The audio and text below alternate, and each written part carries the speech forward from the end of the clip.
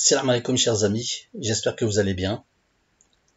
Aujourd'hui ça va être une vidéo courte et nous allons voir le sens du mot zan dans le Coran. Et je pense qu'il est utile de connaître son sens et de quelle manière il est utilisé pour mieux comprendre la parole d'Allah.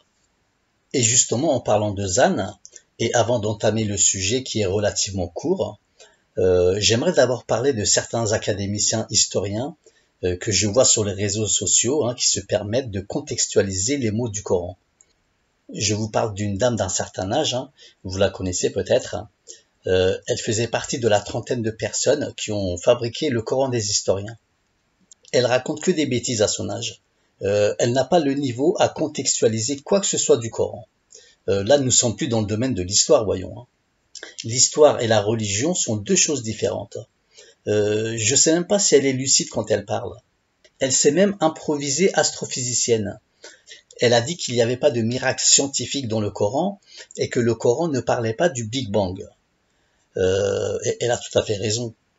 Mais la grand-mère, elle dit cela parce que c'est dans sa croyance le Big Bang. Elle le dit pour dénigrer, pour discréditer le Coran. Malheureusement pour elle, le Coran ne raconte pas de mensonges. Le Big Bang, c'est juste une théorie qu'aucun être humain ne peut prouver. Et je dis bien aucun être humain. Même s'il y a une centaine d'Albert Einstein réunis, il ne pourrait pas prouver quoi que ce soit. Bon, moi je respecte le parcours de cette vieille dame. Elle a quand même été sacrée chevalière de la Légion d'honneur, mais ce statut ne lui donne ni le niveau, ni le droit de contextualiser le Coran à sa guise. D'accord ? C'est pathétique, quoi. Alors venons maintenant à notre sujet qui est le mot zan dans le Coran. Alors le mot zan, que veut dire zan? Alors zan veut dire rajih itiqad, donc une croyance adoptée ou une croyance choisie ou un avis, d'accord? Et cet avis, il peut aussi bien être douteux et conjectural, par manque de connaissances. Donc là, on dira qu'il est shek, d'accord? Tout comme il peut reposer sur une information certaine, catégorique. Et là, il sera yakin, d'accord?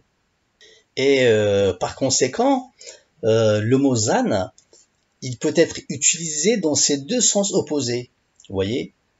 Donc, dans un verset, il peut aussi bien désigner une conjecture qu'une information catégorique. Par exemple, ce mot, chez nous, dans la langue turque, il est uniquement utilisé dans le sens shek. Donc, il prend uniquement un sens de supposition, conjecture. Mais dans la langue arabe, ce n'est pas le cas. Il prend aussi bien un sens positif que négatif.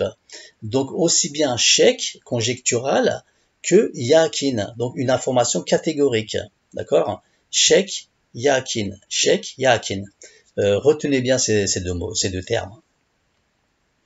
Pour comprendre dans quel sens est utilisé le mot zan dans le Coran, il y a deux critères sur lesquels il faut être attentif, chers amis. Alors, le premier critère, il faut voir si la phrase qui contient ce mot est de type élogieuse ou critique. Si la phrase est de type élogieuse, le mot zan est yakin, donc il est catégorique. Tandis que si elle est de type critique, là le mot zan est utilisé pour désigner une situation conjecturale. Il est donc shek, d'accord? Le second critère, il faut voir si après le mot zan, il y a une préposition anni mushaddede ou une préposition anni mukhaffefe.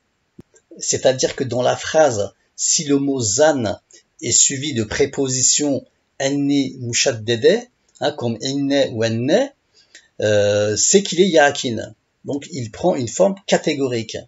Mais par contre, s'il est suivi de prépositions enni mukhaffefe, comme in ou en, le mot zan est utilisé comme shek, donc comme supposition, comme conjecture. Alors je vais donner quelques exemples de versets et je compte sur vous pour aller vérifier. D'ailleurs, quand vous écoutez mes interventions, je vous conseille d'avoir un Coran près de vous pour lire des références données. Soyez curieux, chers amis. Alors, Yunus 22-24, Youssouf 42-110, Saad 24, Qiyama 28, Haqqa 20. Par exemple, ça ce sont par exemple des versets où le mot zan est yakin. D'accord. Maintenant, je vais vous donner quelques versets où le mot zan est shek, donc supposition. Alors, NBA 87, Baqara 78, 230, Fussilet 23, 48, 50, Jinn 5, 7, 12, Tawba 118, voilà, etc., etc. Ici, je vous donne pas toutes les références, tous les versets, car ce serait trop long, mais les critères que j'ai évoqués sont valables pour tous les versets du Coran qui contiennent le mot zan. D'accord? Juste un dernier détail, dans la sourate Ashr, au verset 2, vous trouverez 2 fois le mot zan. Donc le premier est shek, donc conjectural, et le second, il est yakin, donc catégorique. Voilà, chers amis. Je pense que cette explication sera suffisante pour que vous puissiez comprendre l'essence que peut prendre le mot zan dans le Coran. Ma vidéo se termine ici.